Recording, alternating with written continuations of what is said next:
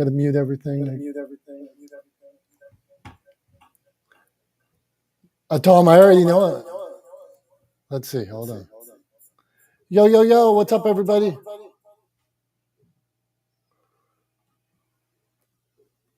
Now let's see. I'm still wild. You talk, Tom.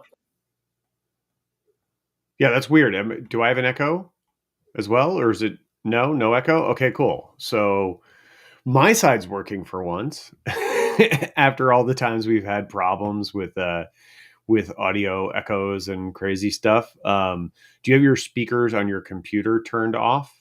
Sometimes you sound really good today. I think awesome. I got them off. Yeah. Maybe I could just sound like God today. All of you out there, do your best, be good, and always be kind.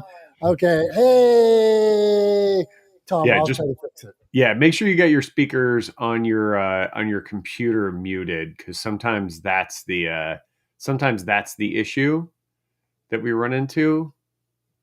If you have your speakers going, then it's picking you up on your mic on Clubhouse and creating a little loop. So, and I've got you muted on my end, so we don't have that issue on my end. But yeah, I don't know. Sometimes it happens, even the best of us. Although, like I said, at least this week, I, as the professional, I'm supposed to be the pro in the room, and at least mine is sorted out and sounds good according to you. I don't know. Give it another run, Tom. Let's see if you got an echo. The only way to figure it out is to test it, right? So. Okay, let's do this again. I don't hear Tom through my computer. I don't sound like God anymore. If that's what God sounded like. It's not. No, it's not. Yeah, wouldn't that be something if God had a hoarse voice like me, Brian, and had a Pittsburgh accent? If God ate at Primanti Brothers and it was a Pittsburgher. Absolutely. So I have to say, we were talking about Creative Con yesterday, and we're working on a schedule for like what it would look like. Okay, Brian's going to do Meet the Sharks. Julie's going to be on this panel. Tom's going to talk about Legendarian. Second day, we're thinking about starting off with not the smartest guys, but we'll do it like a panel. Love to have you guys be around. We're going to try to figure that out. But I said, Julie, we're going to talk about iced coffee, while we're going to talk about media and publishing books and things like that. We are going to talk about, like today, my wife went and bought me. She just got back from Dunkin' Donuts. And I'm holding the best thing here, my favorite thing, the Boston cream. The Boston cream is the greatest of donuts, I feel. Look, it's got this good looking cream inside of it. I don't know what that stuff actually is, but it's like just perfection in a donut. So we will talk about all those other things, but go on, Tom. I do like a Boston cream. I particularly liked a Boston cream. I think when I was like maybe in my early teens was like a sweet spot for me for like really liking a Boston cream. I think nowadays because tastes change, right, over time.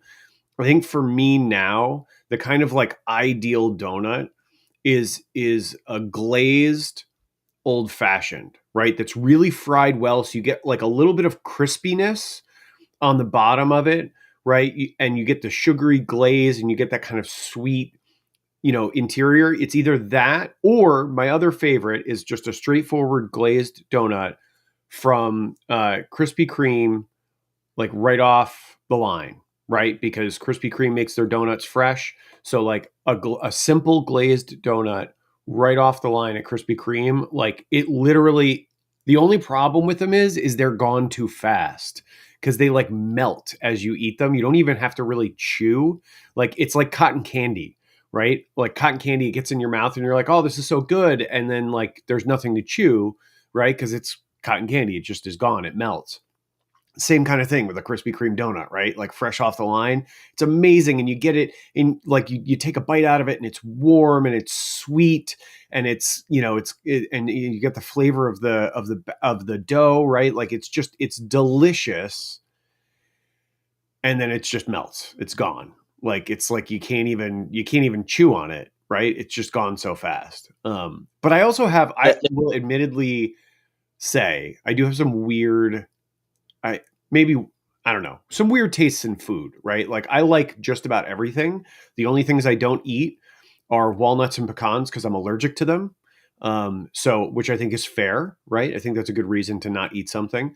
But pretty much everything else is kind of fair game. I'll at least give it a try. I don't like everything I've ever had to eat, but like, one of my go-to breakfasts has now become, this is going to sound really weird, people are going to think this is weird, is cinnamon raisin bread toast with cottage cheese and salt and pepper on top. And Dom is making a hilarious face right now, but I had to say it out loud. I haven't talked about it, said it anywhere publicly that that's like a go-to breakfast for me, but like, it's a go-to breakfast. It's a great meal. It's got carbs, right? It's got protein. It's got a little bit of fat. From a macronutrient perspective, it's pretty well rounded, right? Like, and the salt and the pepper is great for like kind of bringing out the flavor of the cottage cheese. The pepper works really well with sweet things. If you've never tried it, like, trust me, it does. Like, black pepper actually works really well with sweet things. So it sounds crazy. I know, I get it, but I'm telling you, it's delicious. And it's not why Americans are fat, Julie. I have to eat breakfast. All right. I was responding to Tristan's remark. Oh, you were? Oh, okay. I didn't read Tristan's remark. But yeah. Give me a good apple fritter. An apple fritter. Give me a good apple fritter. Where do they sell an apple fritter?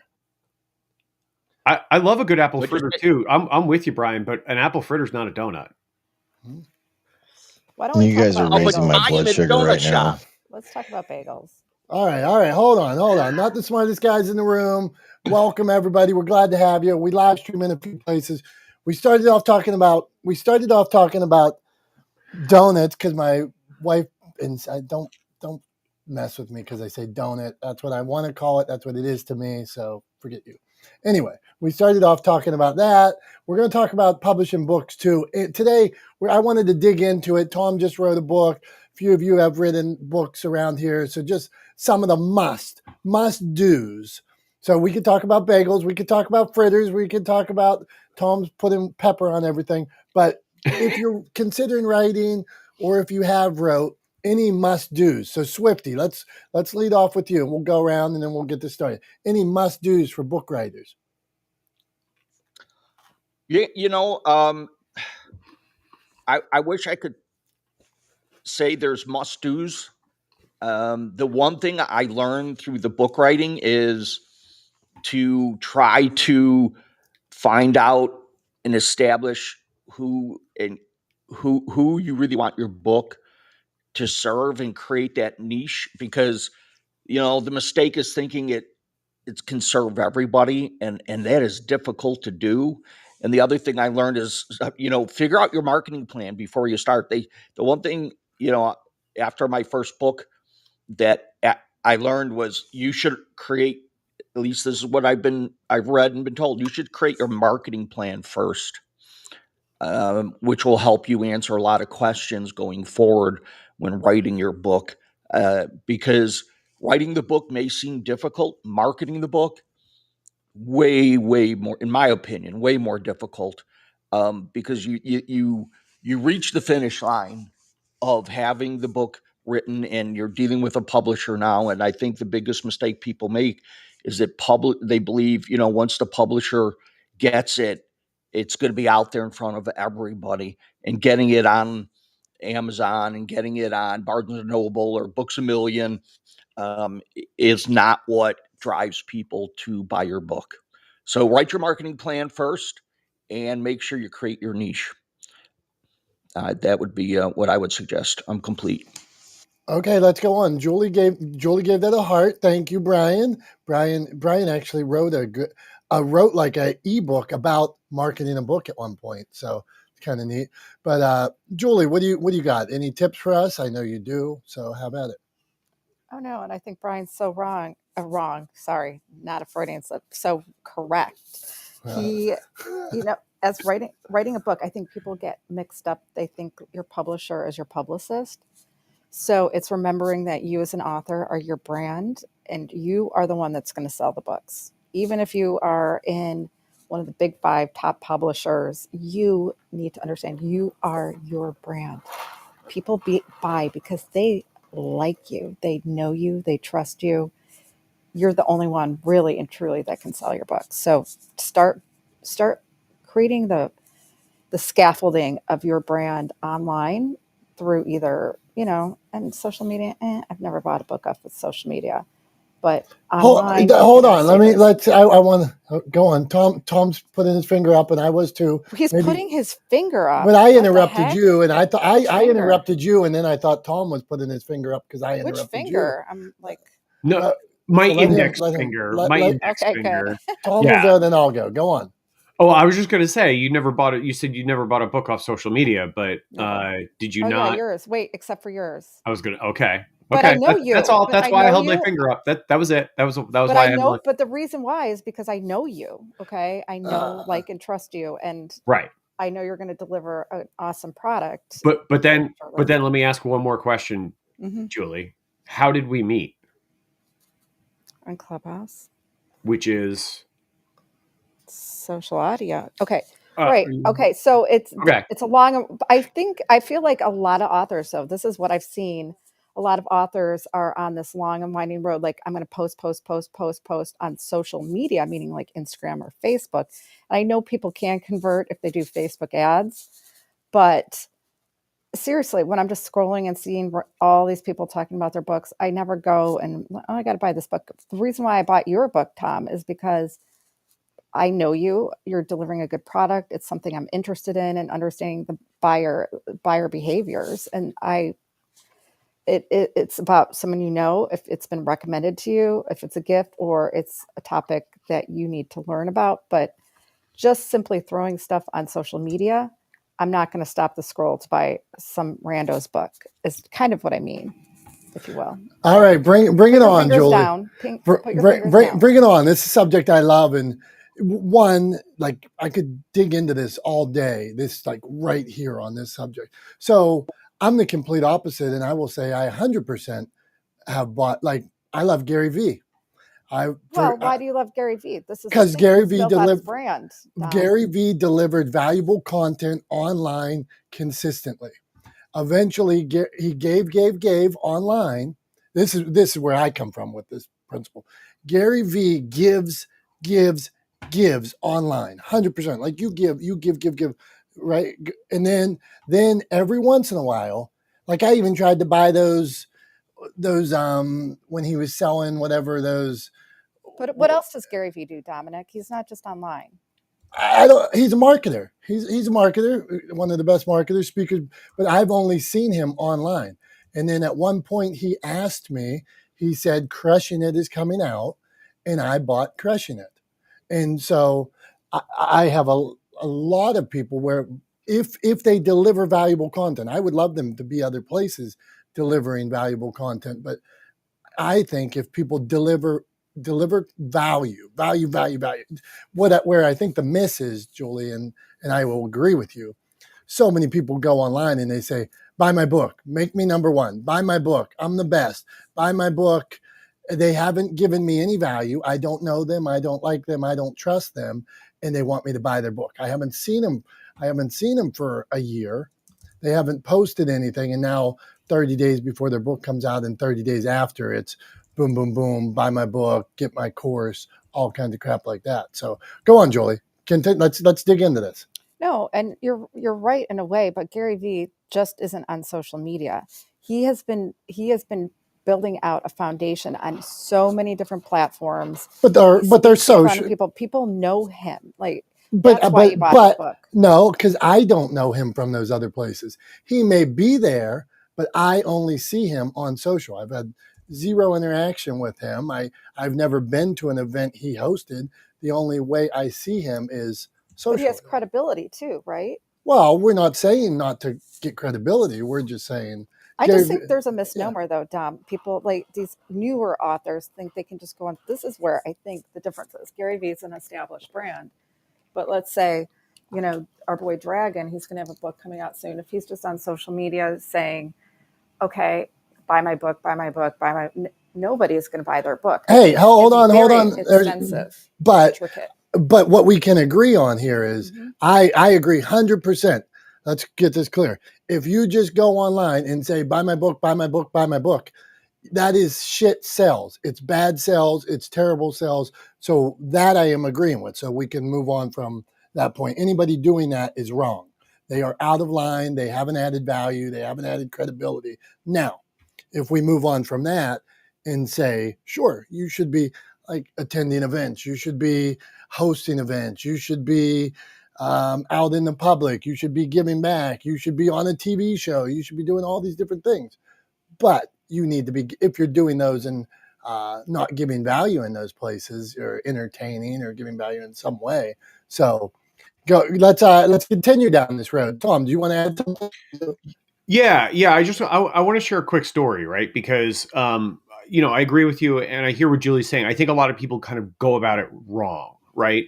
A lot of people will publish a book or have a book published or self-publish a book, right? And then we'll get on social media and go buy my book, right? And they'll buy ad space on social media, essentially saying the same thing, buy my book, buy my book, right? Which, as you very, very correctly pointed out, that's terrible sales. It doesn't even make sense. Like, why would you buy that book? Nobody in their right mind is going to buy that book. That's like a spray and pray method of sales, right? Where it's like, I'm just going to get as much out in the world as I can. I'm going to hit as many people as I possibly can with the hopes that like some of them might click yes, right? Might click buy. But it's not a good policy. It's not sustainable. It doesn't work really well, right? So like I'm not, and as anybody who's been in here with us before knows and has talked to me knows that I'm not a fan of like the spray and pray methodology of like sort of sales or marketing, right? I'm much more quality over quantity. So that said, I do think you should talk about your book though, right? And I want to share an example of that. So yesterday I had a meeting with somebody who pre-ordered my book, right? And they pre-ordered my book and then they reached out to me on LinkedIn and said, hey, just pre-ordered your book. Would love to set up a time to talk to you. They happen to own a video software business.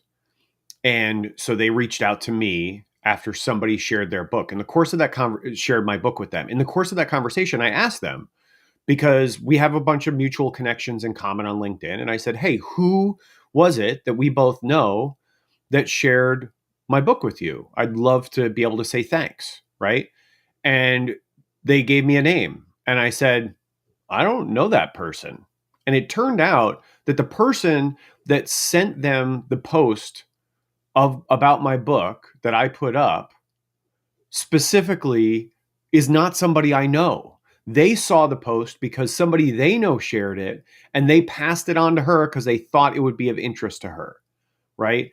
So like the point of me sharing that story is you have to talk about your book, right? You have to get out in the public. Like you were saying, Tom, go to events, right? Get on social media, create videos, but also add value. Like if you notice all of the posts that I've done in the last week about my book, and there's only about 3, right? Because I don't want to be the guy who's like, buy my book, right?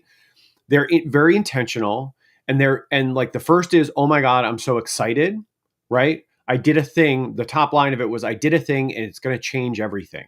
And what I really meant by that was it's going to change everything for me and my business, and hopefully is going to change some things for more people. But a bunch of people took that to mean, hey, it's going to change everything for everybody. Let's share this, right? And so I had a whole bunch of people like grab the post and share it. And there's people still commenting on that post. I made a short video where I talked about how grateful I was for that outpouring of support that I received. And it just reminded me that when you're proud of something, you should share it with the world, right? because by and large, the response you will get from the world is positive and supportive, right? People will pat you on the back and say, good job, if you talk about something you're really proud of accomplishing, right? So that was the next post. And then this morning I just put up a post because one of my colleagues who shared my initial post, one of the things he said was legendeering ... Like, this is all he said. He shared the post. He said legendeering ... It's a thing. And I was like, that's it. That summarizes it so perfectly. Like, the whole point of the book and what I'm doing through my business and like trying to expand this mission is to humanize the world of business through better communications, right? Which you guys are probably all tired of hearing me say, but I'm going to say it again, and I'm going to keep banging on that drum until I wear it out. The way I'm going to do that is by turning legendeering into a thing. Right. And it just struck me as really like the perfect summation. And so I shared that. Right. So I think it's incredibly important to share about your book, to share about your work. And I am going to create content that digs into it a little bit, that talks about sort of the core values of the book. Right. Like, there is a key directive in the book, right, that kind of supersedes or kind of sits above everything else. That is the overarching principle in the book. And that is lead with value, right? That you always, always, always have to lead with value, give more than you get, right? If you lead with value, people will return that value to you. If you deliver value to your community, they will return that value to you, right? So lead with value is the overarching principle of legendeering and of the book, right? And it's right there on the front. There's even an infographic in the first few pages of the book, right, laying out that this is the sort of overriding principle. And I'm going to create content where I talk more about that, and why that's the overriding principle. And I'm going to talk about the sort of key directives in the book, of which there are 5, right? Like, one of them is relentless authenticity. Be relentlessly authentic, right? Another is start with story, follow with facts. I mean, I'm going to keep talking about it because I believe in the mission of legendeering. The book is about a lot more than just me, right? Or what I wanted to say to the world. The book is about creating change in the world and humanizing the world of business, right? That's what it's about. And in order to do that, I have to talk about it. I have to talk about it. And I have to inspire other people to talk about it. Right. So I think all of that is to say, get it out on social media, but do it wisely. Do it by using your platform to add value to your community. Right. And then give them a link to buy the book to return that value to you. The link's up there, Tom. Awesome. Thank you, Julie. Thank you, Tom. Thank you for sharing from Barnes & Noble too. I want to draw just one slight point, and I'm going to create a piece of content about this too. But the book is available everywhere books are sold, right? Which is kind of an important thing for people that are outside of the publishing industry. It's something that's really important to me. We're working with an independent distributor. Amazon is not the distributor of this book. We're working with an independent distributor, my publisher and I. And the reason we're doing that is so that you could walk into any bookstore and give them the name of the book and my name and say, I want to order this book, and they can order it for you. And the money is going to that bookstore. So in my link tree, that's in I'll put it in my bio on Clubhouse, but it's linked everywhere else on all my social media, right? In my link tree, there are links to bookshop.org, Barnes & Noble, Books A Million, right? Organizations that I would rather you give your money to than Amazon. Can you order it through Amazon? Absolutely. But at the end of the day, I'm not really worried about being an Amazon bestseller. I'm not worried about that. I'm not worried about status when it comes to this book. I'm worried about the impact the book creates. So if you're like me and you want to support local bookshops, go to bookshop.org and order legendeering, right? Like, that's a great way to support local bookshops and to keep local bookshops, in your communities. So I just wanted to say that, Dom. It's something else I'm going to create some content around, but I wanted to get it off my chest. So thanks for indulging me, buddy. Hey, no, we're going to keep going down this route of, we were talking about donuts and we're talking about writing and publishing books and just a must. And one of the things that, you brought up, and Julie does very well, that you didn't say, but the premise was there. It was launch team. So at time of book, let's say Brian's releasing a book, Tom's releasing a book. Somebody Tom knew shared post. Somebody Tom knew shared content.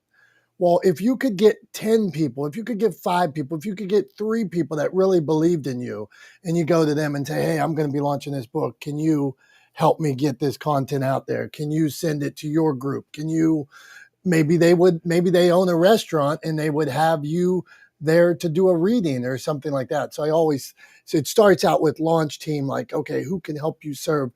Who can help you share content in any way? Maybe like I have, doctor's offices that have some of my books up in their they're helping in some way. But then, are there other people? Here's the bigger picture with the book. Are there other people that can benefit from your book?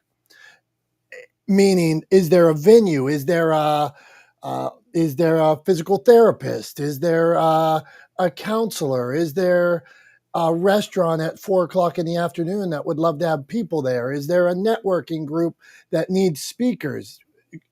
I'm just going to go off on if you are not using the network, the breakfast clubs, the chambers of commerce, the Rotaries, the women's retirees group, they are all looking for weekly speakers, monthly speakers. It's low hanging fruit. You're going to sell $200 in books. You're going to meet 50 new people that tell people about it. It's the lowest hanging fruit. And to Julie's point, you do not have to, you can't be 100% dependent on, and I think what Julie is clear in saying, Julie, I want to defend you. You're saying people can't be 100% Finally, dependent you're defending on me. Yeah, I am. You can't be 100% dependent on social media. You are limiting yourself. So let's keep this going. Jason, we're talking books, and we were talking, this is iced coffee. Ooh, look at it, Tom. Mocha, and I'm on fire. You get me a mocha this early, I am doing it up. Jason, what do you got? How are you doing today, brother? I've never written a book, so I don't really have a whole lot of ads, but I would say as a consumer, and something we talked about media casters in one of our impromptu rooms was, I think that writers really need to consider, making audio and print. And if you can't do the audio right away, your quick follow-up should be an audio. And here's why. Because, a lot of people consume books through audio.com. They just audible.com. They do. But what people didn't know, and something I talked about, was I think all writers, if you want your book to be a success, take the opportunity to make a podcast highlighting certain sections or certain points, and make it into a podcast. And guess what? Audible.com, guess what? Plays podcasts, not just books. And so I blew people's minds away a few days ago because they didn't know this. And I think that you're missing out if you're not making content that promotes and cross-pollinates people's attention, whether they're in your niche or not, or people who could be familiar just by word of mouth. Like, hey, if I wanted to listen to Tom's book, great. But if I wanted to hear him talk specifically more directly about a point that he wants to highlight for the week or the month, I think that's a win. And then you can create microclimate content based on those podcasts and Hey, Jason, clarify something for me. So when you're saying this Audible, you're basically talking audible.com. You're basically talking about like a micro podcast or something. Or are you saying, no, like, your let's say Tom podcast, says, just like you listen to on Apple. So when you go to audible.com, the app, you're going to notice in your browser or your browse categories, you're going to notice all the books and the titles and genres and stuff. But there's another category called podcasting. And guess what? If you apply for it, just like you apply for Apple or Google or any other place that you put your RSS feed connected to, when you make a podcast that highlights your book, you're doubling down. You're getting people interested to give them a listenable format or getting them to buy. Like, you're not giving them the whole thing, but you're giving them enough of a taste in their mouth to where will they actually buy a book? And guess what? I've bought 3 books because I listened to 2 people's podcasts, like Mel Robbins. I bought her 5-second rule book earlier this year based on me listening to her podcast on Audible. So did I want to buy it? I've heard about it, but when I listened to her talk, as an example, and really listened to her talk in her podcast, then that caused me to buy. The second person that I bought a book from, I've heard about Gary Vaynerchuk, like you've all talked about, known about him for a few years now, but I bought Crushing It because I bought Crush It and I wasn't really impressed that much, but Crushing It, the sequel, was a better follow-up. So when I listened to him actually talk on his podcast, his social media, I bought the book because I want to read more about what he was talking about, because he highlights this, hey, in my book, Crushing It, or Jab, Jab, whatever, you're really doing yourself a favor, because if you're talking about it and people like to listen more than actually read the pages, great. But then if it causes them as an impulse buy, well, you know what? I'd love to have that book as a reference, and people do. So we have to accentuate the audio listener and the reader together, integrate them. So how do you do that? Now, you were saying, like in social media, you don't want to just toss your bait all over and hopefully you're going to hit somebody, but use it more focused, like Tom was saying. So if you take that opportunity, I'm not a writer, but I will be writing a book this year. I'm going to start writing it December 1st. One of the things that I have in mind is everything that I'm going to write is going to be a point that, or every chapter is going to have a point where I can make a podcast about it. I can advertise about it. I can refer back and forth, and I can create TikToks, Instagram, whatever, for people who search for books. Because guess what I search for on TikTok? I search for books on certain genres. I get recommendations who people talk about it, you know? So I like to get out of my sandbox to find new things. And if you're not doing that, then you know what? So just remember, as you writers out there, a lot of you have amazing work, but cross-pollinate and constantly refer back to your book and your episodes, your shows, your streams. You know, if you're not hitting that point, you're just leaving your book to hopefully be sold. And what I also observe in talking to writers, there's certain benchmarks: 10,000 copies sold, 100,000 copies sold, and then 1,000,000 copies sold. Why? Because when those are actually sold, those are remarks and income that tell you that people are interested in your topic. Otherwise, if you haven't even sold 100 or even 1,000, a lot of writers struggle to get past that benchmark. Maybe they haven't been exposed right. Well, how do I get you interested in maybe the way that you advertise it and market it? So you can use a podcast and do it through audible.com. And guess what? You'll listen to, you can go listen to the book, or you can listen to my podcast about points in the book. So I'll just land there. Jason, man, good tips as always. Appreciate you. And it is a lot to think about. And I read the Crushing It too. And I love Gary Vee, love it. I was so disappointed in the first Crushing It because I thought he basically took his podcast. Right. Yeah. It seemed like he copied from somewhere, really what it seemed like to me. Yeah, it was not. It was, and I saw it right away, and I was disappointed in that. And you podcasters out there, I hold on, Brown, I'm coming to you right now. You podcasters out there, I got another friend who took his excerpts from his podcast, made a book. It was basically interviewed 50 people, made a book, and come on, man. Like, at least you could have said, like, in this, okay, next chapter, they're going to talk about this. I interviewed so-and-so, and they talked about, I mean, in this guy's book, it's like, hello, nice to meet you. How is it today?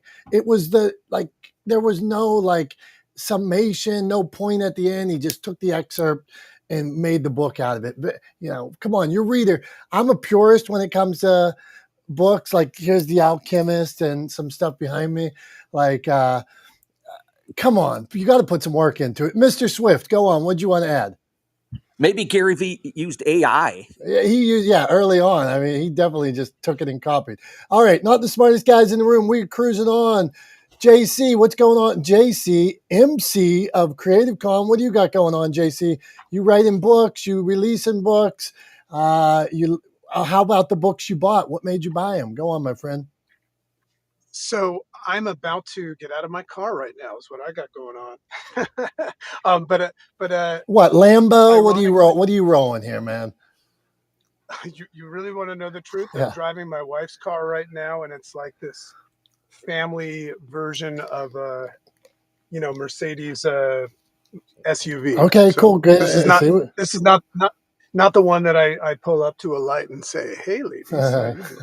Okay, fair. Go on. But anyway, I'll be back in a couple minutes. I'm actually, ironically, for this conversation, I'm parked outside of and going back into my buddy Jim Quick's house, who is launching his book on a big scale, right? He's going for best at New York Times and all that stuff.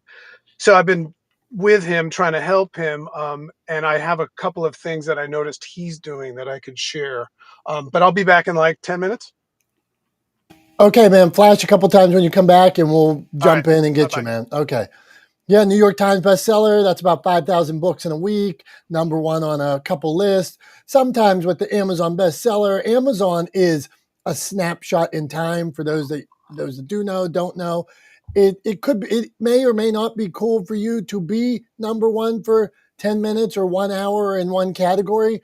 More power to you. If you've done it, it's a quiver. Is it an arrow in your quiver or reverse? But it is also a snapshot in time.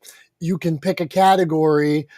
Like I had a guy one time, he sold a movie to Showtime, and what was it? Making of the Tough Guys, making of the MMA or something like.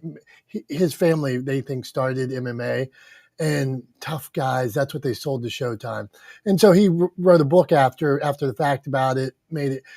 I knew right away the first day I talked to him. Well, I'm going to make this a bestseller because in the category of boxing and mixed martial arts, nobody was reading. It wasn't going to take it wasn't going to take major books to move in that category. And that's so much of what you see there is manipulation of categories and things like that, or luck of the category. So I'm not saying it's bad to do. Hey, you're a bestseller. Congratulations. It is cool. It's something you can mark. You can put a picture out. I did it. Yes, you did it. Cool. That is cool. But if you think that number one that was a snapshot in time is moving thousands of books, you might have done that. Like I have people that have done it giving free books away. When I look a little further, I see number one in free books. Well, is that big of an accomplishment? You gave the most books away. I mean, maybe you're trying to get your message out to the world. So, Tom, I've talked long enough. Then we're going to Tristan. Go on, man. I mean, I have nothing against giving books away, right? I think that's a great thing to do. I plan to give some books away once I actually get some physical copies in my hands. And I do have some plans for events. Obviously I'm going to have books with me at Creative Con in February in Chicago, but then we also have plans for events closer to home for me around the Hudson Valley in New York. And I've already started laying the groundwork for those. So on board with your idea for talking about a marketing plan there, Brian, and the whole thing is there again, like legendeering is all about leading with value, right? And so in keeping with legendeering being about leading with value, none of those events are solely going to be about legendeering, right? Those events are all going to be specifically designed to be valuable networking events for all the people invited. And we'll also talk a little bit about legendeering and introduce them to the concept and hope to kind of spread the word and grow the mission that way. But ultimately, it's going to be valuable regardless of whether or not they buy a copy of the book, right? And that's the goal. But yeah, my whole kind of like dismissal about the Amazon bestseller thing earlier is because you can invent a category, and lots of people have done this, right? Like you can create a category and make yourself a bestseller in that category on Amazon. It's pretty quick and easy to do. You can find an incredibly obscure category, right? Like number one in books given away, Like, that's not a best, you're literally not selling a book. You can't call yourself a bestseller if you're number one at giving your book away. Like, that's not bad, but it also doesn't make you a bestseller. And at the end of the day too, look, the bestseller lists, a lot of books that make the bestseller lists, it's because they very specifically structure large buys to happen within the appropriate time frame. So like the distributor knows that they have X number of books that they're going to sell and ship. They have a contract in place, right? Long before that week of the first week of release or whatever, that'll give you a bestseller for the New York Times, let's say, right? And what you do is you build up this list and then you just process all of those sales in the same week, right? You process whether it's pre-orders, right? If you hold on to pre-order sales yourself, or if you have a large like bookshop, something like that, or, maybe a friend that has a big chunk of change, right? And they're willing to loan you some money. And so you can go and buy 5,000 copies of your book, right? And you can make yourself a New York Times bestseller. Now, there is incredible value long-term in being able to put New York Times #1 best-selling author on the cover of your book and on reprints. So I'm not saying that it isn't a valuable thing to do. If any of you have a pile of cash sitting around and you want to buy 5,000 copies of Legendeering, hit a brother up. But I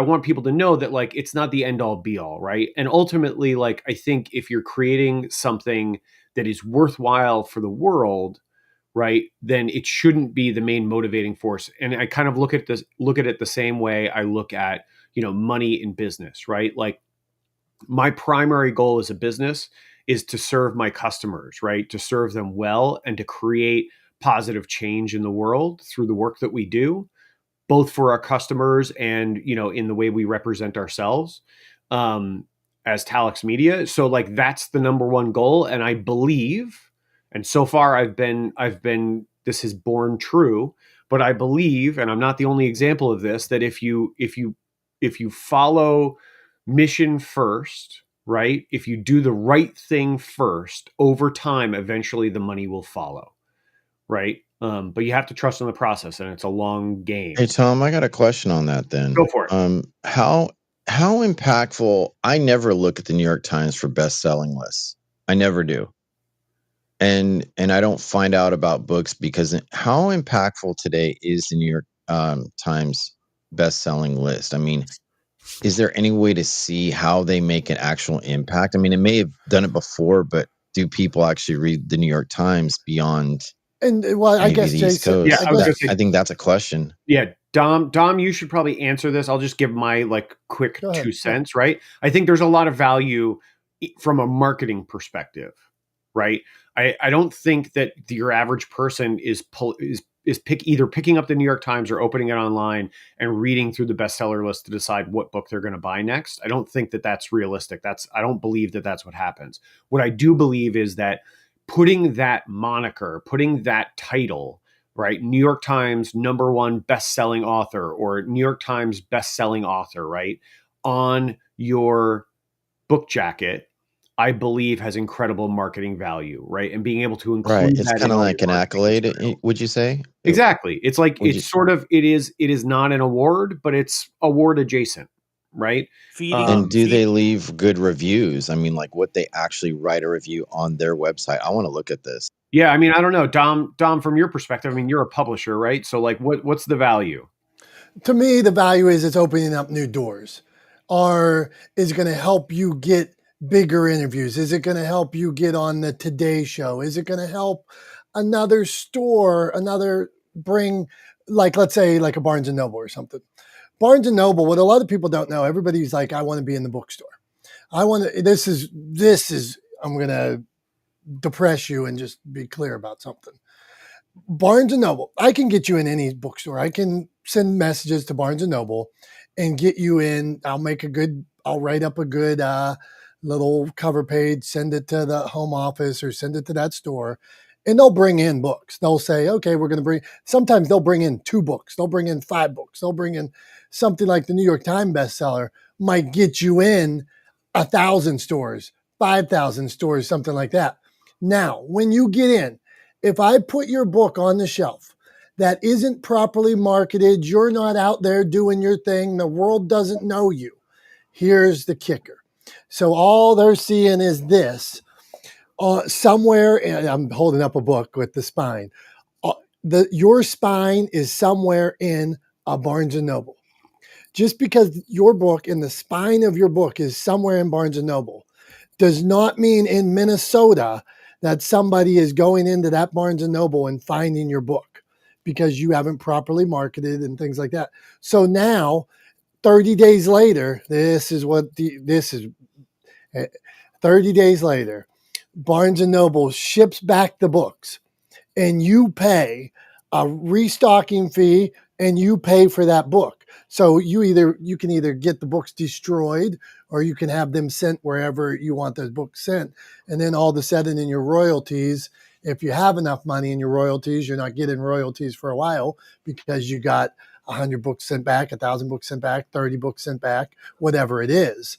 So Jason wants the New York Times and those bigger people start promoting you now at the Barnes. They have New York Times bestseller section or something like that. And people are actually going to them and you are moving those books without doing the work. Okay. So not the smartest guys in the room. Mr. Swift, you flashed. Then we're going to Tristan, Dragon, Heather. Okay. Let me see. Heather, Richard, Prof T's in the house. Carrie, Barbara, Brian. Hey, Holly. Hey, Kathy. What's going on today?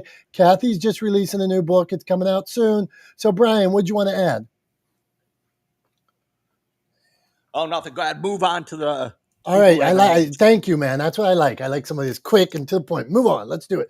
Tristan, what's up, man? Tristan's got, is that a dog? That's a cat. Look at this cat. It's a cat. Tristan, okay. It's my Bond villain pose from last night while minding the cat when trick-or-treaters kept bumping in and out the door and scaring them. So. Hey, you want to, I have to interlude. Last night, so I have a pit bull terrier mix. It's a rescue.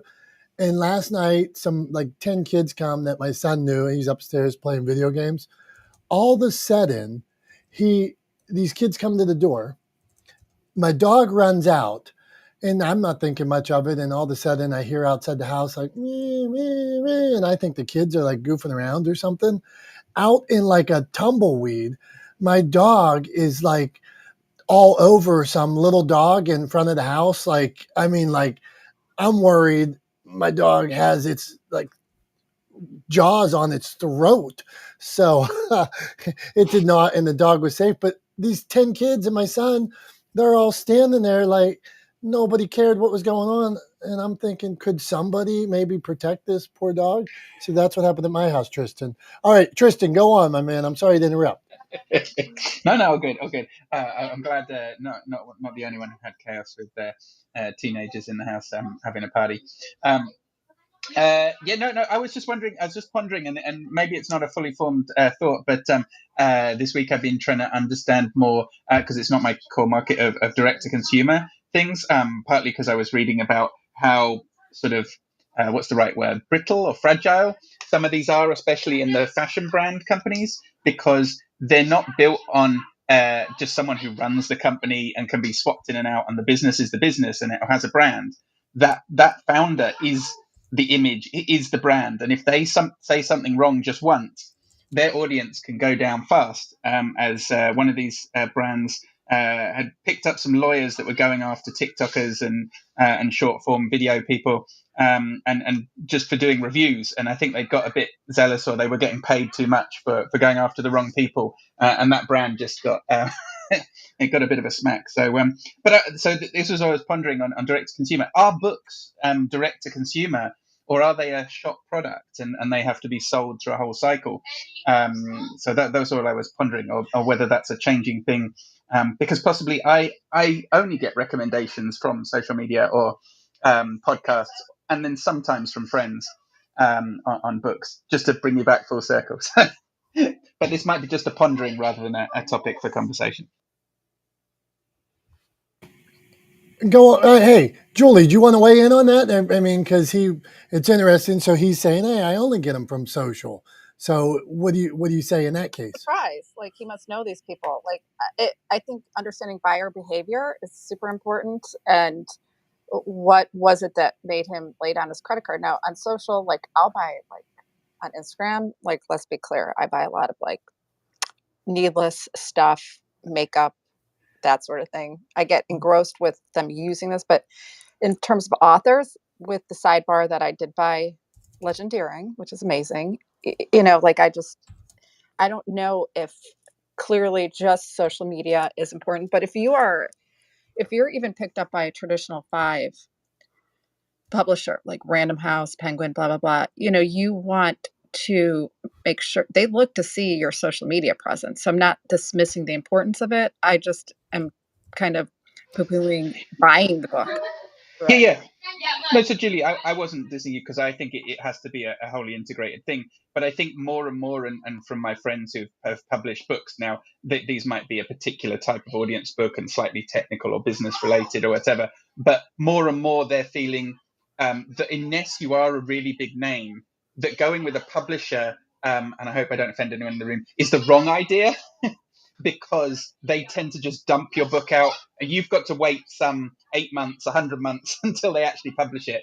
And they dump it out there and they put you in those channels. Now they can get you good calls and good meetings potentially. And maybe I'm conflating this with promotion and publishing, but you'll lose the control. You lose the book. You can't control it. You don't get the list. You don't get the audience.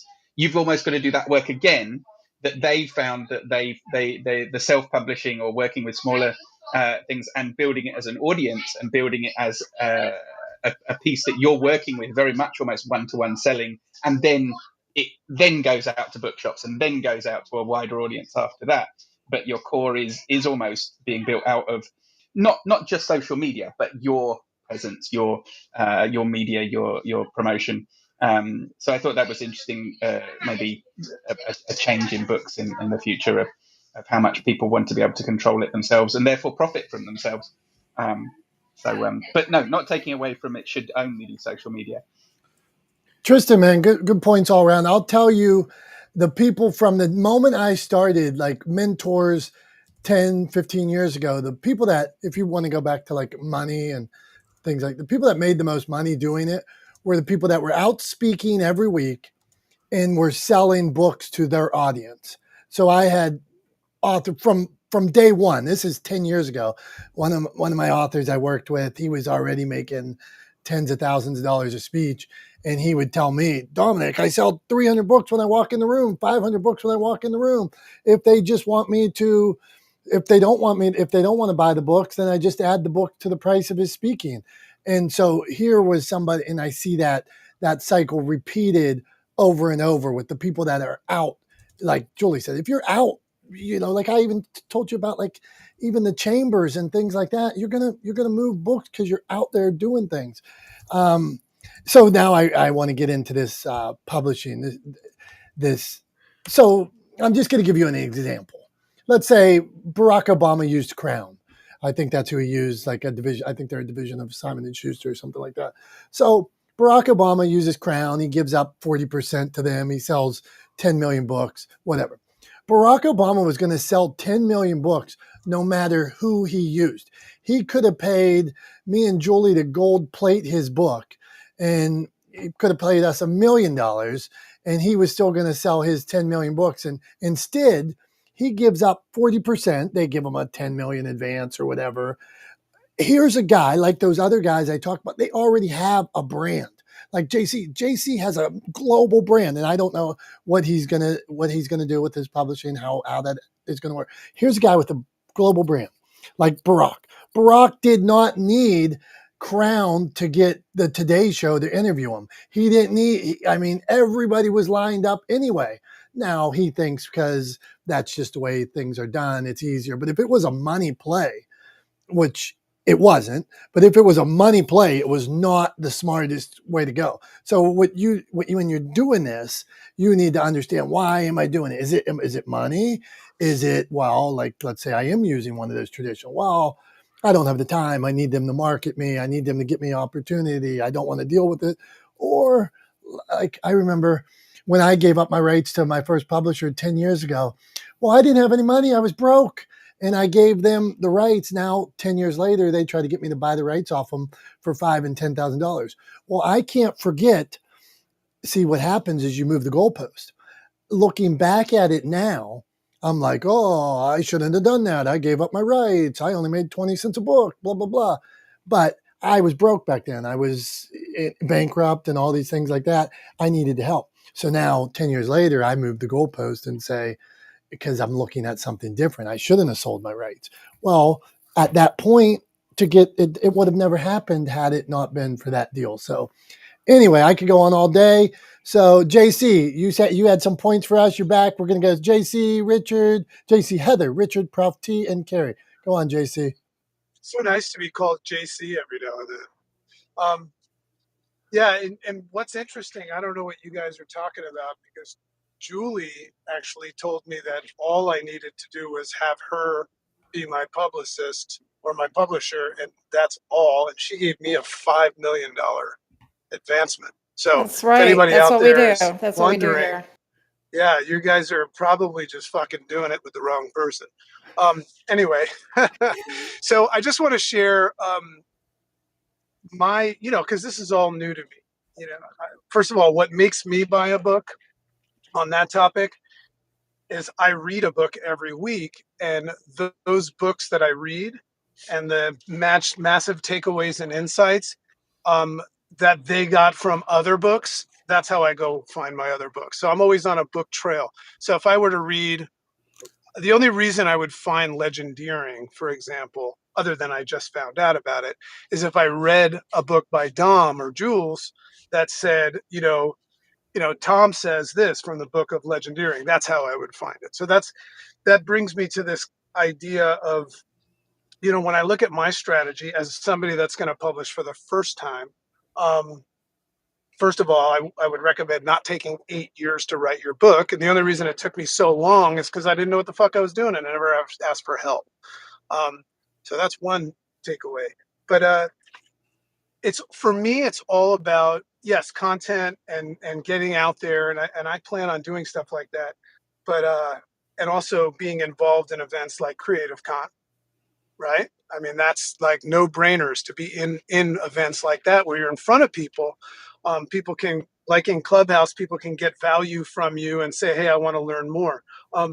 Like I was on Harry Spate's podcast, and he put up a post. He was so nice to have me on the podcast, but then he put up a post and he gave some takeaways, and his listeners became interested in learning more about me because of what he said. So collaboration. So here I am.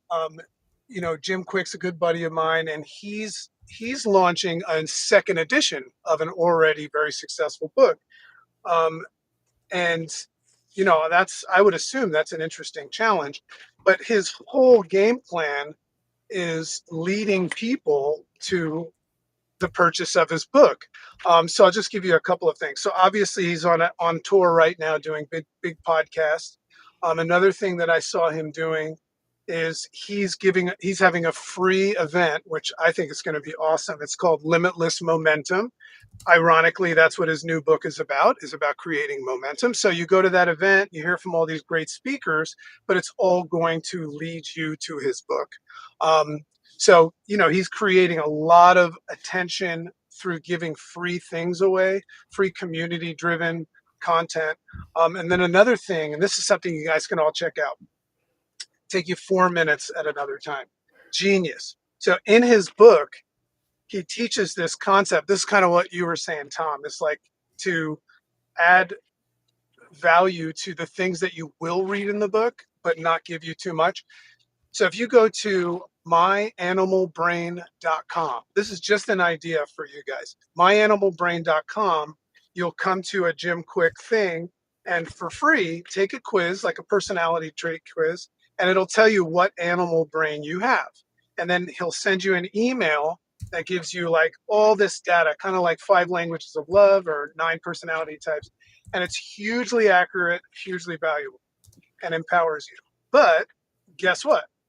Once you feel that, he puts you in this state where you're like ready to rock. And guess what he's selling in the email, right? So just a couple of ideas. And I asked him on the the national bestseller or New York Times bestseller, I asked him, like, because I'm just kind of like, like Tom, I'm foolishly just wanting to get my book out. I'm wanting to do it the right way and get it out there, but it's more about providing value.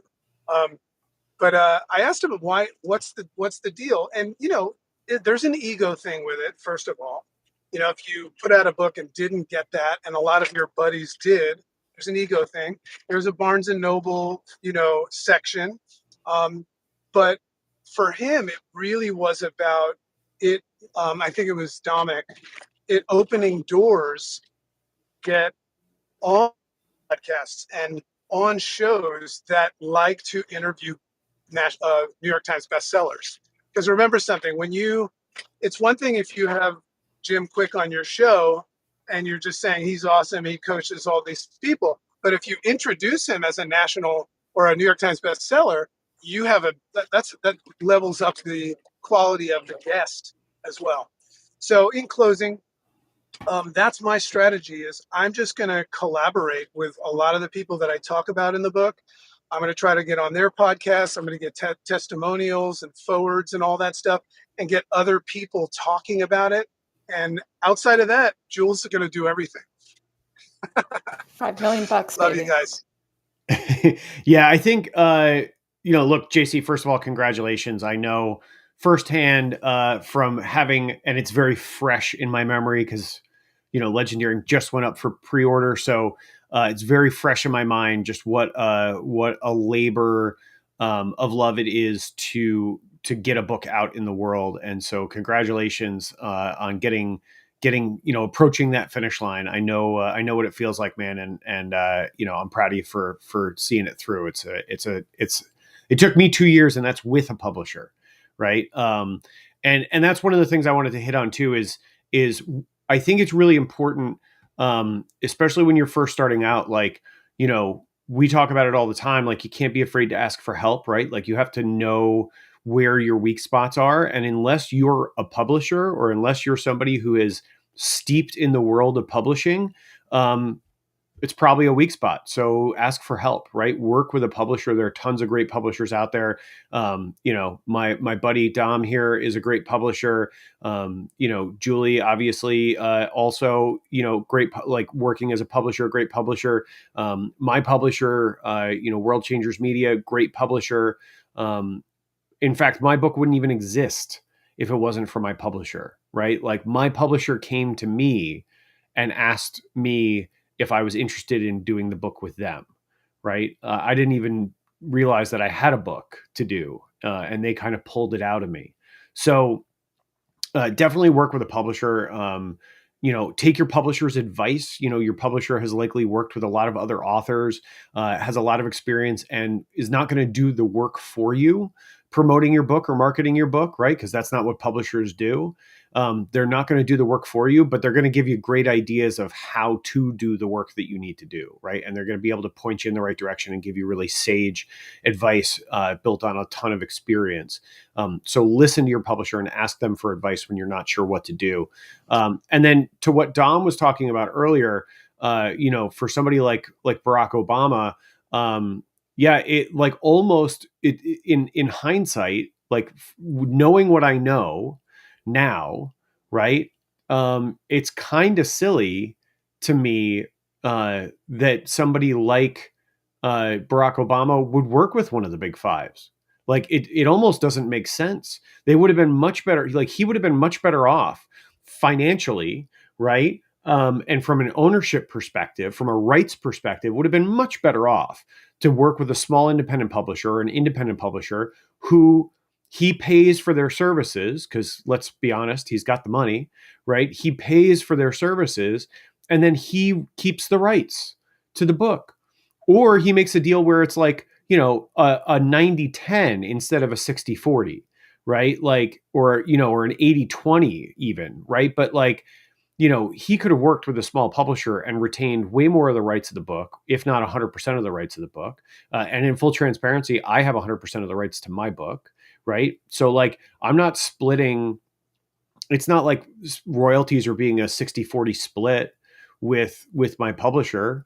Like, that's not the arrangement that we have, right? I'll tell you why to the Barack book. did it, Tom. Like, he got $65 million book advance. I mean, come on. He's not stupid. Is right? that the number? Is that the number, Yeah, I Julie? just looked it up because I'm like, Okay. I wonder how much he got. $65 million. So on 10 million Okay. book, so on 10 million books, what did he sell? On 10 million books, if he was selling for on 10 million books, that if he made $10 a copy, that's 100 million. So I wonder what Barack Obama, I mean, you can see right there, that simple, even at 65 mil, the biggest number. We know he sold more than 10 million books. I mean, he already probably lost. But I get that. I'd take 60 million. Hey, like Dragon said, anybody's offering 65 mil, 5 million up front, me and Dragon are signing. Yeah, I mean, if they're going to hand you a pile of cash, like there's a lot of things you can do with that pile of cash to put it to use, making money for yourself, for sure. Like in the meantime, I just think, like in the long run, for other things that you could do with a book, right? Because there's a lot of other things you can do with a book. It makes sense to retain as many of the rights like for me, right?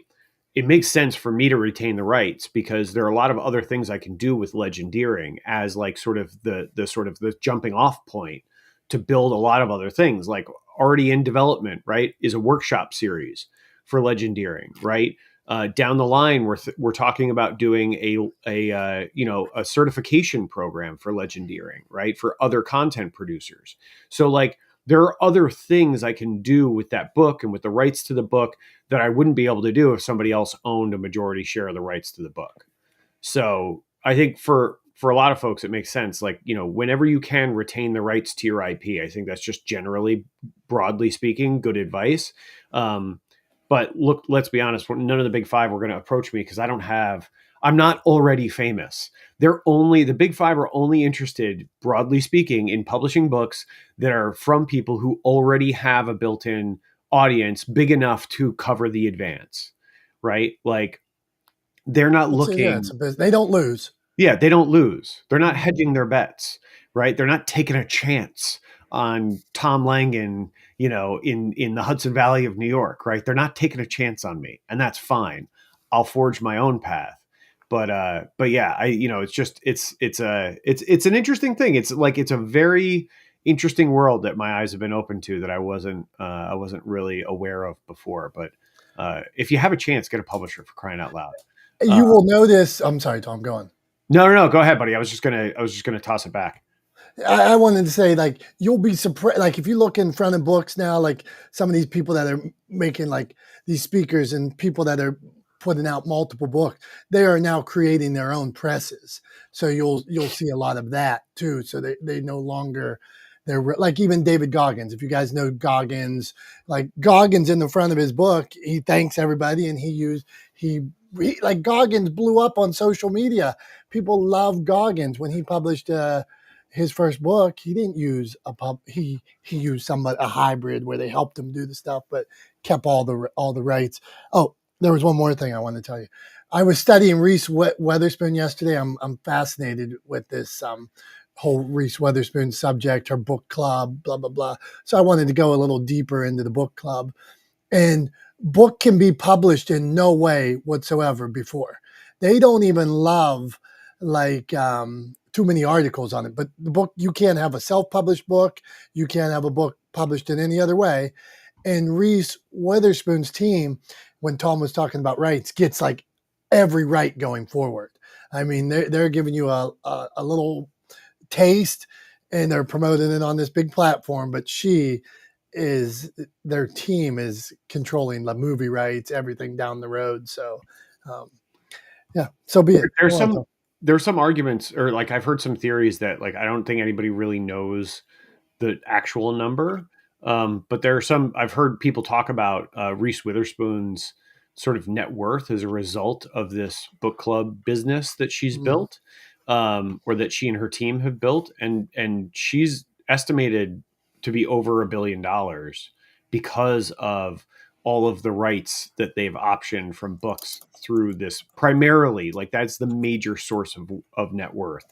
But I've heard several people talk about the fact that she's like kind of quietly become a billionaire, at least on a paper billionaire.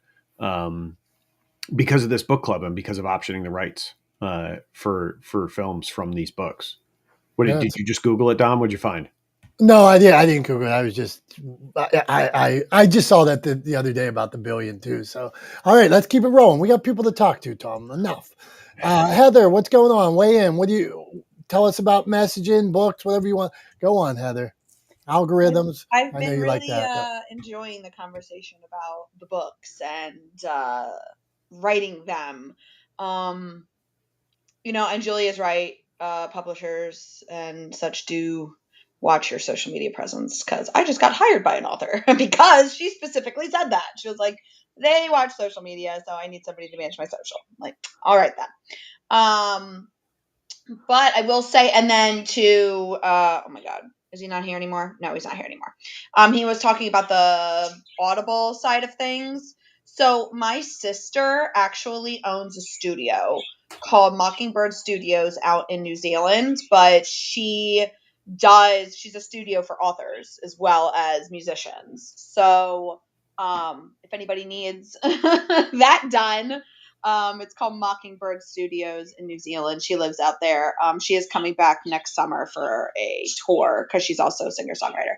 But I just wanted to put that out there. And also, me and my husband are going to be writing a book, and he did mention that, like, if it's really good, we should get it published. And I'm like, yeah, I guess, but I really want it to get it out there as fast as possible, because the information within the book can change due to updates on apps and whatnot. So basically, my husband is a IT infrastructure and security professional and has been doing it forever. And then me, obviously, in social media. So we're going to be writing an online guide and checklist and how to like step-by-step guidebook for parents and how to set up parental controls on specific and the very most popular apps like Roblox and Minecraft, browser settings, phone settings, the importance of online safety.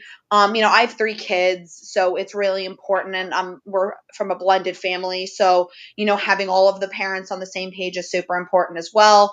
So I'm like on chapter 3 so far. It's going to take a while, and then we have to cross-reference everything. But like for information that changes so much, I'm like, if I get it published, right, then like that information could be invalid, like not right in like 6 months. So, stuff like that, like an interactive checklist or, an actionable book and that's what I really like. Whenever I write a book, and I have a couple digital products, right? Like they're not like, they're ebooks, right? They're not on Amazon even. They're not even, and I could put it on Amazon, but they're just digital products, but they're more actionable things. Like here's a checklist to check your social media search engine optimization. I like actionable things in reading because you could read a book all day long. You could literally read a book on self-help all day long. You could read a book on this, that, and the other. But if you don't take action or do anything with the information provided to you, then I think that's really stupid and a waste of time. So adding that actionable, interactive element to it, I think would be beneficial, especially with the topic that I'm going to be undertaking. So, yeah, being an author is hard, but it's fun. I like writing. I've been writing for even before I started my business. I had a blog. I wrote. I mean, literally, even before that, I had what is that? A blogger account in high school. So I've been a writer my whole entire life, and I just really really enjoying this conversation about writing and authors and what to do and what not to do, and everybody kind of thinking outside the box, because you kind of do need to think outside the box. But Julie was saying, if you're scrolling and all you're doing is just buy my book, buy my book, buy my book, buy my book, nobody's gonna like want that. So I'm really appreciating this conversation. So thank you. Let's do it, Heather. Thank you very much. And one of the things that Heather makes a point that that we haven't discussed, and it is very crucial. The why. Why did you do it? Why are you doing it? So in her book, where she's going to give tips and strategies and things like that, and she knows so she can't go to Big Five because it's going to take a year to get to them. You need query, you need this. Her timeline is limited. So the reason she's putting out her book is X, Y, and Z. So if you know the reason why, let's say Tom wants to legendarying, humanizing the world of business. Did I get it? Did I nail it, Tom? See, so Tom said it so many times over the years, humanizing the world of business, right? I get it. So now, if that's really Tom's mission, and this is where I sit, Dragon, Julie, and above all, if at the end of the day your mission is true, if Tom really wants to humanize the world of business, which I believe he does. So if one person reads his book and then treats their customers a little better, or comes back to him 6 months from now and said, hey, I run a car dealership and we decided we're not going to, like, my wife's in, she's in, I don't even want to say this. She's in, somebody I know is in business, and at this big company, they talk in heads. The people that work there are heads in head count. And sometimes they have to make decisions based on heads, that they cut heads and things like that. And that is not humanizing the world of business. It is the complete opposite of what Tom is trying to achieve. So maybe someday Tom will work with a company like that and they won't treat people as heads anymore. And they'll say, well, we may this kind of conversation. So maybe. So my point, if Tom is true with what he wants and he makes one, so if Heather helps one person, did she win? Sure, we want to help more people and maybe she will. But at your root, did you help one? Did you help 2, 3, 4, 5? Each time you win. Now, if you went into this and you said, oh, I need to make $1 million. Well, then me and you should just start day trading, because that's a faster way to make $1 million. Let's, figure out, let's get our Series 6 and we'll trade. And it's an easier route. Like if you're looking for straight money. But if you got into it with this intention, like I love fishing and I want to help people find the best secret fishing holes, I want to make people smile. Well, that's pure.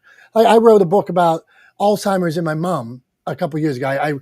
I read Tristan, if you're still here, Tristan put a comment, and I know he's kidding. He said, Heather, you're about to be on the worst selling list because people won't understand the topic. Right. When I wrote a book about Alzheimer's and my mom and unconditional love, this isn't a topic that is blowing it out of the right. It's not, some people aren't going into Alzheimer's and dementia books and saying, I wrote it cathartically. I wanted to help some people. And if I do that, hey, all of a sudden, a year or so, it got in a traveling Alzheimer's library. Right now, more people are going to read it. Every so often I go somewhere and somebody says, hey, I read that book. Or are you the guy that wrote that book? It helped me through. Yes. Tristan, I'm on the worst sellers list with it. You know what I mean? But each time somebody says, I'm like, yeah, I did that. That's why I did that. So, all right, Tom, I slowed down. Go on.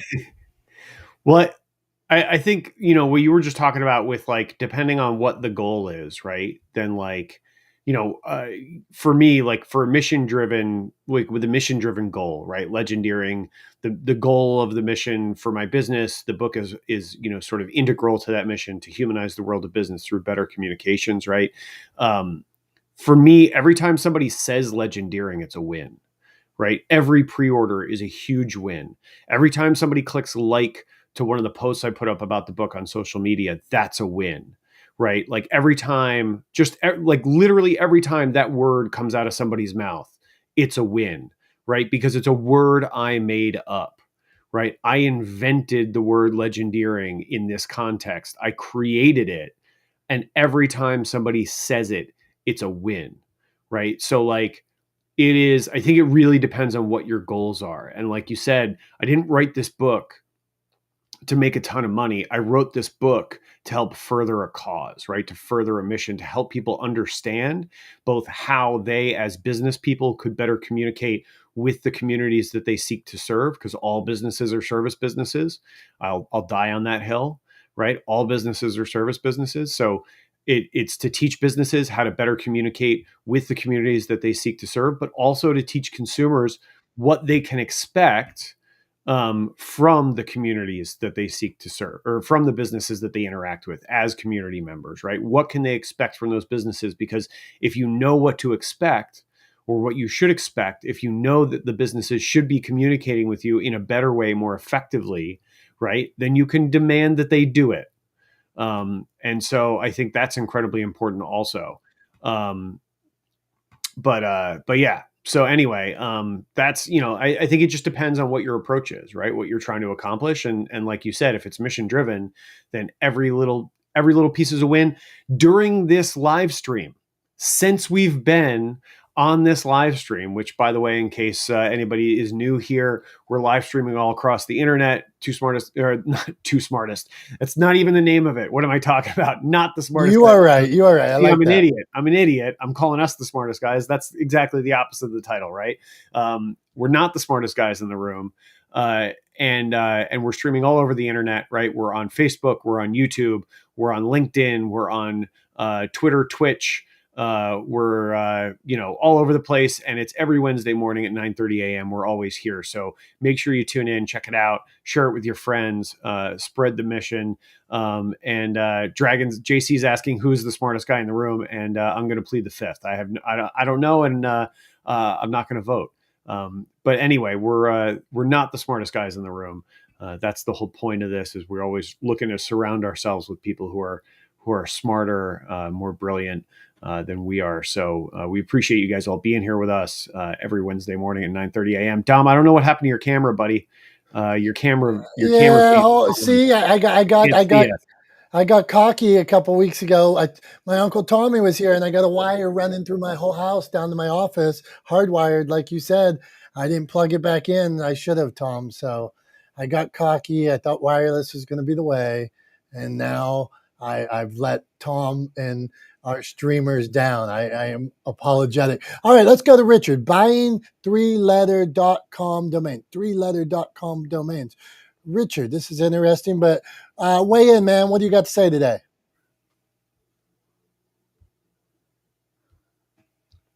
Three, two, one. Richard says, we'll come back to Richard. Prof T, I know it is chilly in Philly today, so go on, Prof T. What do you have for us? You wrote the grid system. The grid system. Go on. Oh, thanks. I didn't know. I wasn't expecting my turn yet. Thank you. Yes, it is a bit chilly in Philly. I went for my walk, and it is stunning. Leaves, beautiful sunshine. Just a marvelous day. Thank you. Always a pleasure to be here. You guys, in my book, this is the best room to be in. So I don't have much to offer because I was just listening and I learned so much.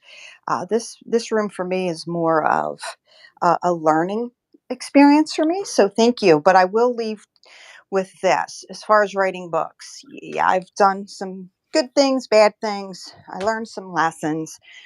But to Tom's point and Dom's point, I have a client who is a professional chef to corporate caterers. Okay, so met her through a different venue, and we were working on some mindset stuff. And she came in one day, and I said to her, look, I'm going to give you a free copy of my book. And I handed it to her, and she's like, oh my God, my therapist has this book on her desk. And I asked her who her therapist was, because it's a small town here. And she gave me the name, and I said, I don't know her, but God bless her. So that one book got into the hand of somebody who showed it to somebody else, who ends up meeting me by accident. And then what happened was, she said, this book has changed my life. I want to hire you. And we did a substantial contract for me helping her to promote herself up level. And she wants to go further in her catering and corporate chef career. And so you just never know. Persistence and patience.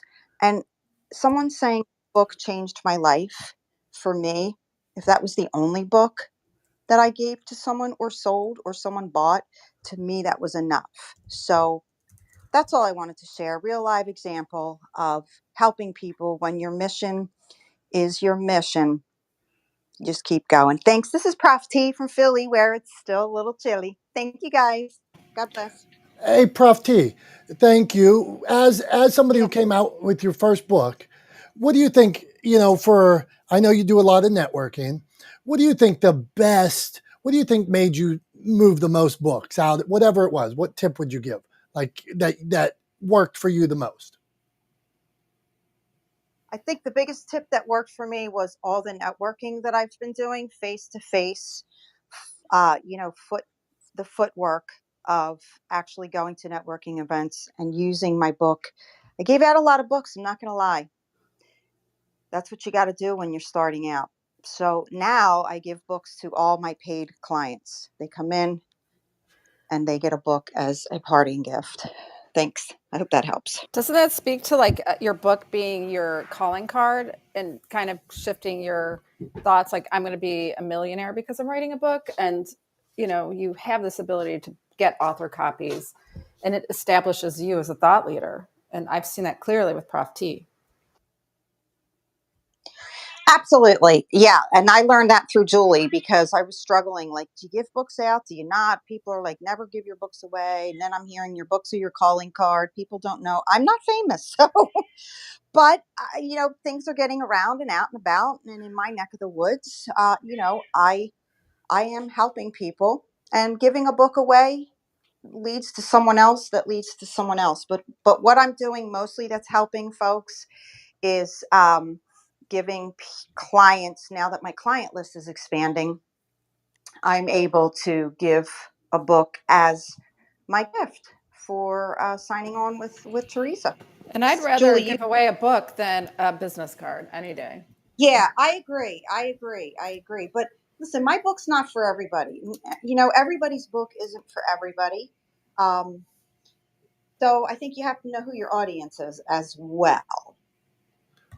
Hey, Prof T, thank you. And just to jump on there, I don't think Prof T's really, as a publisher, I don't really think you're giving the book away. It is a value add. So I would just change the terminology. And you'd say, yeah, I am giving it away. But if they're a client, it's a value add, and it's just part of the package at that point. Sometimes, like, giving it away is you're handing them out in the parking lot of the local grocery store to people that are just passing by. That's what I don't know if is that fair?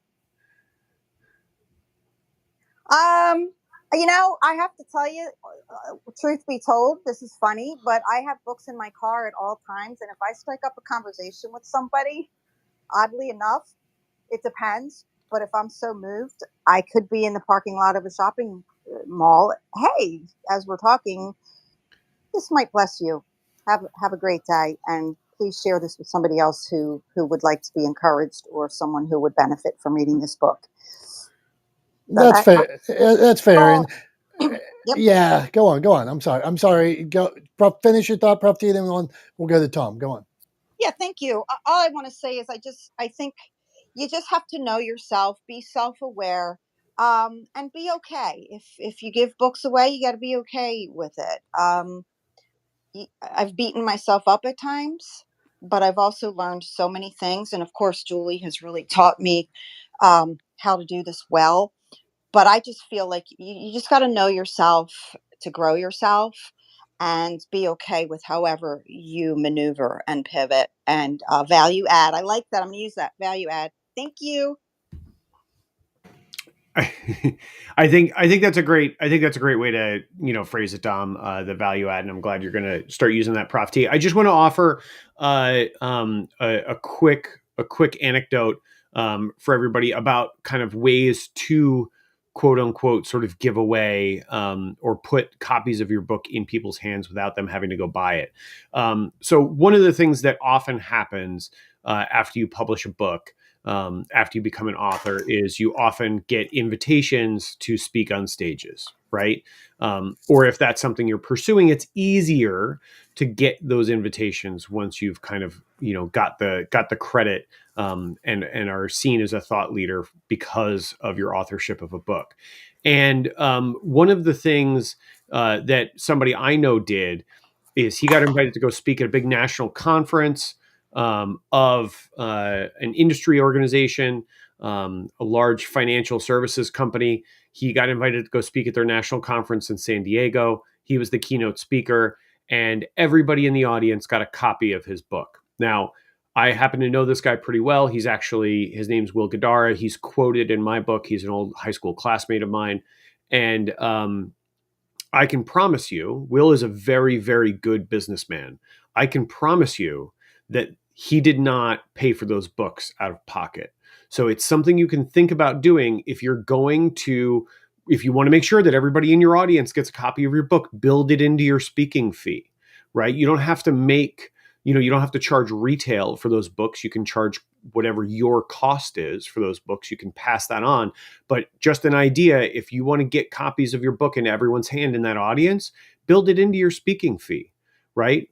Bump up your fee to account for the number of copies of books you have to order, right, as author copies to put those copies in everybody's hand, have them shipped to the venue, and then put them in everybody's hand, and have the organization that's paying you to go speak pay for those copies of books for their audience, right?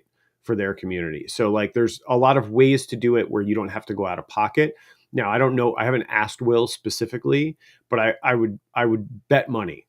I would lay down cash on the table that he did not pay out of pocket for a single copy of those books that he gave away to the audience at that speech. I would almost guarantee that it was built into his speaking price, his speaking fee. And I think that's a totally fair and reasonable way to put copies of books in people's hands and, make money as an author, right? Because Yeah. let's be honest, like we didn't write books to lose money. Tom, and that's what I was saying about my first mentor, like early on, one of the guys I helped publish, he had already been down this road. He was already speaking, making over 10 G's every time he spoke. And it was clear as day. This is 10 years ago. And he said he knew the hard cost for books. If I was going to get this much, everybody in the audience got this many books. And he could once you understand the hard cost of books, well, he could mess with I'll speak for free, but then everybody's getting a book and you're paying for the books. And then he upped the margin on the books and still got his 10 G's per speech. It didn't matter, but you have to, when you're speaking like that, if you know your margins, it's gold. So yeah, think about that. Like, just talking to a guy at a convention recently, weekend convention, where he was up on stage. Come on. They were giving him a booth. They were giving out books in every bag. I mean, there's so many ways to make money. So yeah, I don't want to get lost in that aspect of it, but it is a tool. It's a resource. Like Julie said, at some points, it's a business card. You figure out, oh, I have this thing with my message in it. How am I going to use it? It's a business. So in a lot of ways, yeah, sorry, it's a business. And so if like I know every unit cost, I know the bulk cost. I know when we sell 100 books, I can sell 100 books sometimes, and I'm going to make this much on it. It's the same 20-minute phone call, 30-minute phone call. Okay, then we'll sell 500, and I drop the price another $1 a book because it was the same 20-minute phone call, and I was worried the person wasn't going to buy, so I still dropped the price, blah, blah. Same. So when you know those kind of margins and understand the business of it, well, then it's gold. Okay, Carrie, it's 11:03. We're going to meet Carrie and Stephanie. I'll find something for show and tell, and then Tom will wrap us up. Carrie, what's going on? Weigh in on all this. It's been an amazing morning. Great tip about the 5. I don't know that I could find someone that would purchase 5,000 books, but interesting. One thing I want to say is I have seen people with no social media presence get picked up by a big 5 because they've had a memoir with a great story. So it's turning a little bit. I have a book coming out. I'm actually working on the cover right now. And I've learned a lot in the process. I got a book deal 2 years ago, and I waited a year because I held out and I got tired of waiting. And so here I am. It's been a pretty challenging process, but learned a lot, really excited. And it's really, really wonderful to listen to everybody's challenges and how they've navigated and the tips that they've shared today. So what I would say, get on a plane, come to Boston. If you are trying to help someone, the imagery that if you have a bunch of great images in your media kit, it's going to help you get press.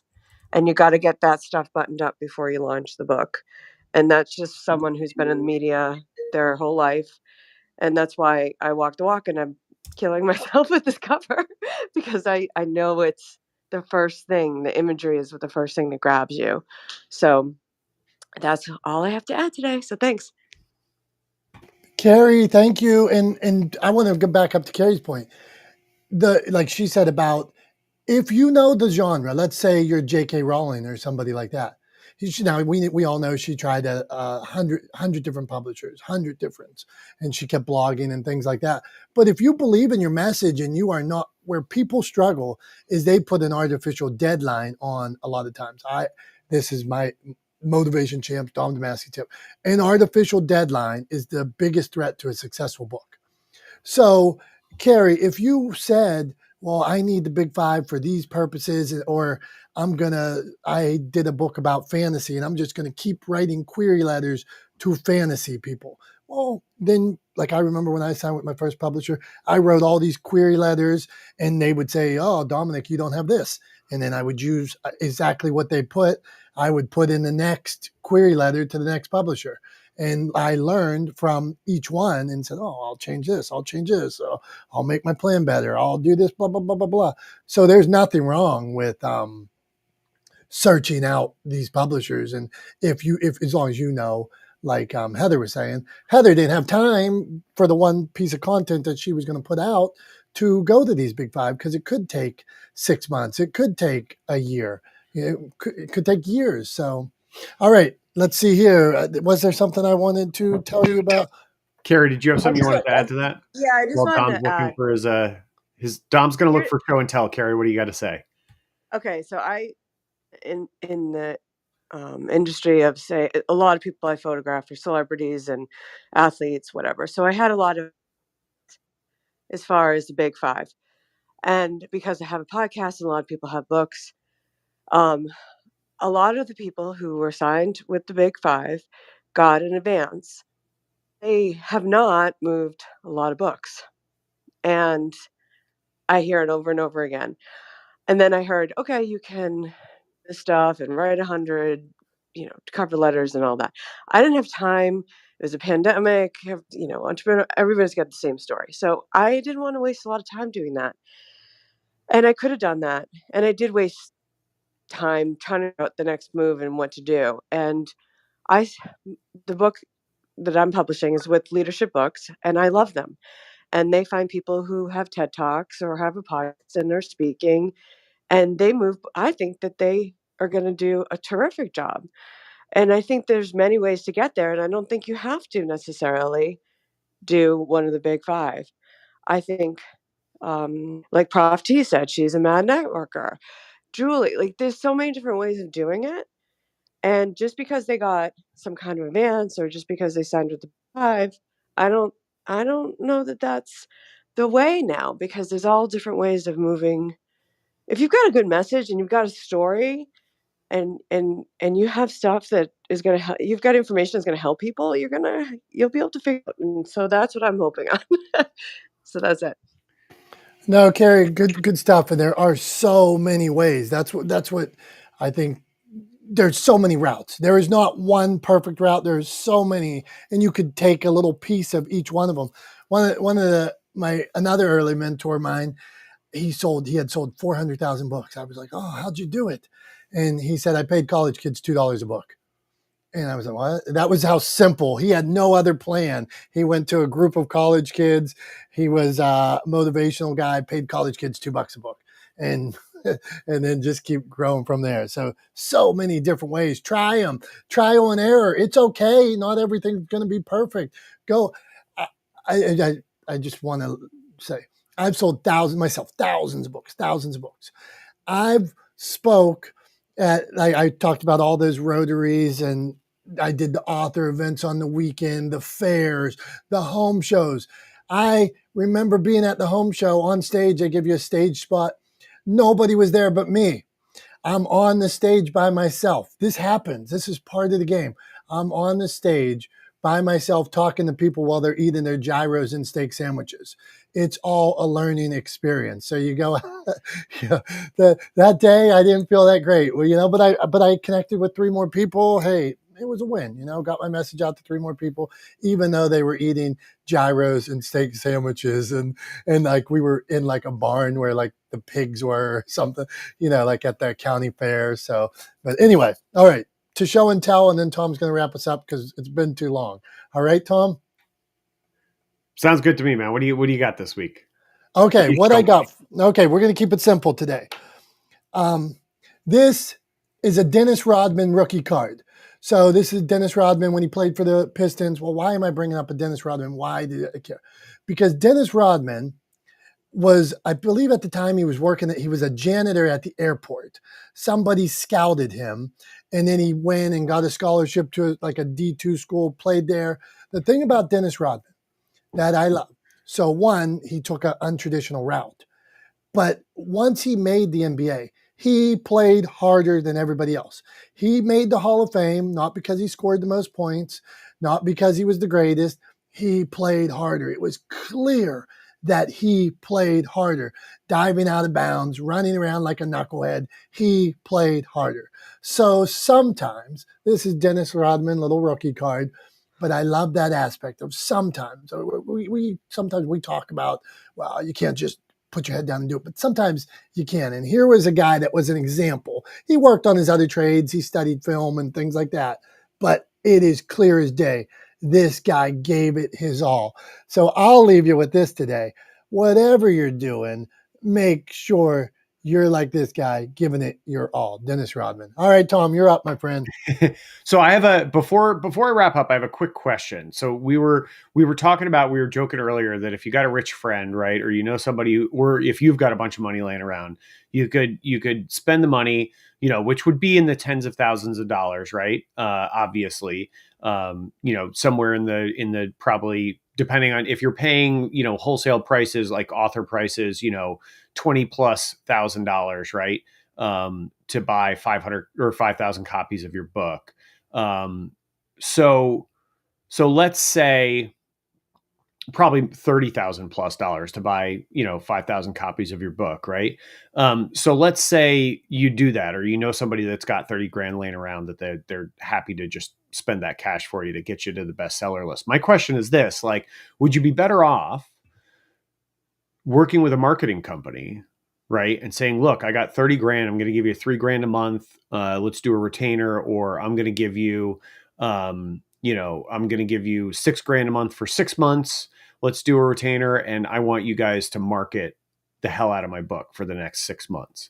Like, which way do you think you're going to sell more copies? I'm genuinely curious. Like, what do you think, Dom? Like, which is good? Are you likely to sell 5,000 copies faster if you have somebody just buy them, or are you likely to sell more than 5,000 copies if you take that same cash and put it into marketing with a professional?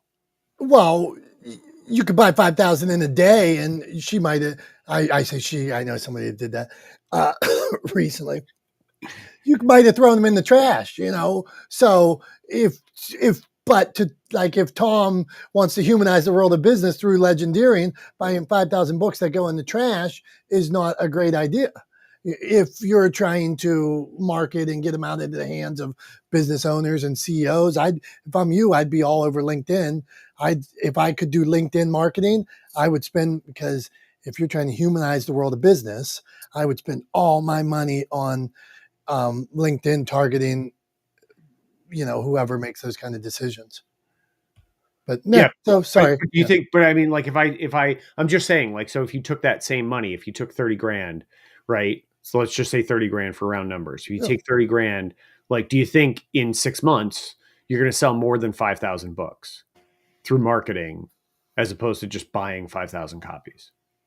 This is such a weird question, because you could buy 5,000 that day. Of course it's quicker, but. Oh, right. So not quicker. I shouldn't have said quicker. I'm just saying. Could you sell more, invest in? Yeah. Right. Like, will you, like, what's the better investment, right? Like, is it better to buy 5,000 or to invest that money in marketing and maybe sell 10,000 because you put 30 grand into marketing the book?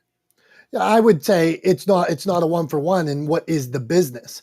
So if the business is to get speeches where you're making 10 grand, right, you're using that as a tool to get open these other doors. Like a lot of business owners write a book to sell their programs, to get them on stages, to show how they build a better vacuum and get you to also build, buy their system to build vacuums. So I think done right, you could if you had that kind of money, you could exponentially grow. Like I'd probably buy a video team.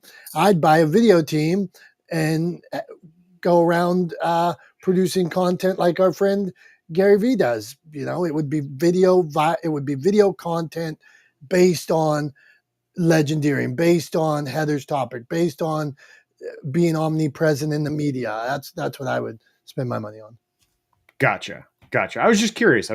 Like, what you thought the wiser spend was. To me, it's kooky to just pay $5,000 to get you on some list. It's that I think, or to pay 30. It's kooky, but I understand that if any person, like JC said, that some people it's a vanity metric. Their buddies did it, so it wasn't that wasn't necessarily about moving books. It was about the metric of doing what somebody else did. And that's why, well, if you're Kim Kardashian, she better pay her money and get those books out, because otherwise I'm not sure that anybody's buying. I don't know. Go on. Yeah, no, I gotcha. Yeah, no, it makes sense. Like I said, I was just curious. I mean, I know what I would do, right? Because like you very clearly said, and what I said earlier, like I'm not focused on trying to make a bestseller list for the sake of making. Like, look, if I happen to build enough groundswell support that I make, a bestseller list as a result, like that legendeering makes a bestseller list as a result, like that's great. That's amazing, but that's not the goal, right? The goal is the broader mission, right? And to spread this mission to get people, like I said, every time somebody says legendeering, I think that's a win, right? So it's to get people to adopt this methodology and this strategy, right? Because I believe that it will make the world of business a better place, both for businesses and for consumers, right? And that's the end goal, to humanize that world, right? So yeah, bestseller list would be awesome, icing on the cake for sure, but definitely not the be all end all. And if I had 30 grand sitting around, burning a hole in my pocket, then then I still probably wouldn't spend it on 5,000 copies of my book. I'd spend it on a marketing team to spread spread legendeering, right? Like to get the message out. That's what I would do. So anyway, all that said, I think Dom, give me a thumbs up if I'm right, but I think you're ready for me to do my little thing and wrap things up. Yeah, man, I've had enough. You did really, but I just want to say, I know we talked more about publishing today, but love the room, man. Love that we are able to do that in this room. That some days we're going to talk about podcasting, some days we talk about 10 different things, algorithms or threads, but it was cool to dig down into publishing today. So thanks, Tom. And thanks everybody. Yeah, man, absolutely. And I'm glad we were able to do that too, because we do spend a lot of time talking about, sort of my world of video, right? And probably less time talking about your world in publishing. So I'm glad that things were flipped a little bit this week, and we were able to, talk about it. And I was able to contribute something, hopefully maybe valuable to somebody, because I'm going through the process with my own book. So, I was talking earlier about how valuable I think it is to talk about and share your accomplishments with the world, right? Because the world will respond with support, right? And empathy and encouragement, right? And I think a lot of people don't realize that. They're afraid to share their accomplishments because they're afraid that the response they get will not match their own pride. Right. But if you're authentic and genuine in sharing your accomplishments, I think the response you will get will absolutely match the pride you have.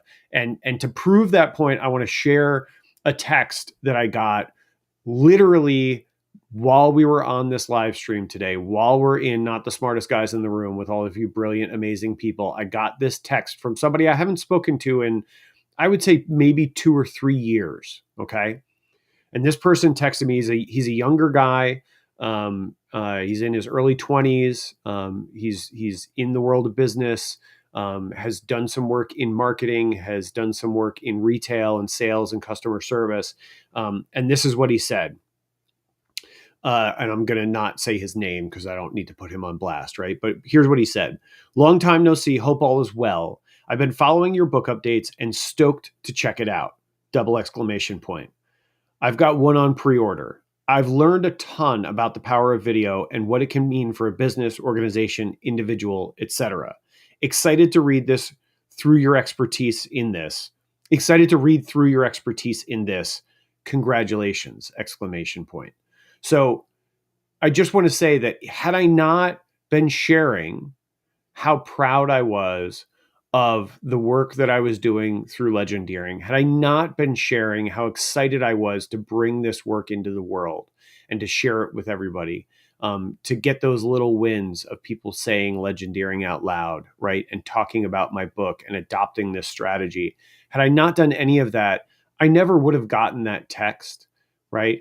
I never would have influenced his worldview, right? Or his business worldview. And I never would have had the opportunity to know that I had made a positive impact on his life, that by doing something that I was proud of, by sharing something that I was proud of, by doing something that I believe in, I was able to have a positive impact on this person's life. And I never would have known that if I had not put it out in the world. So I cannot emphasize enough that you should do it with humility and you should do it with gratitude. But for crying out loud, get out there and talk about the things you're proud about. Share your accomplishments with the world. And then don't be surprised when the world responds with congratulations and encouragement. And that's all I got for this week. Thanks so much for everybody listening. Really appreciate you guys. Love you guys. You guys are the reason why we do this. It's the reason why Dom and I are not the smartest guys in the room. It's because you guys are. You're here with us every week, every Wednesday morning at 9:30 a.m. Don't forget to go to Creative Con, right? creativecon.com, right? Go to the metropolisarts.com website. The link is in the clubhouse room right now.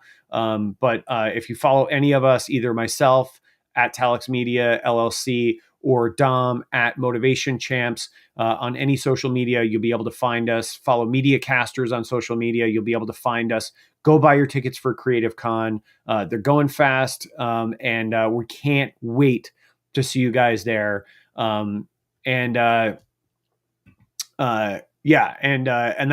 it, right? So go buy those tickets. And then also look, if you feel so moved, please also check out Legendeering, and please share it with people and say the word, right? The more we get people to say it, the farther we are and the closer we are to making the world of business a better place for all of us. And that's really the goal. So thank you all for being here. Love you guys. Appreciate you guys. And we will see you next Wednesday at 9:30 a.m. Right here at Not the Smartest Guys in the Room. Until then, everybody have a great rest of your week. Love you. Bye-bye.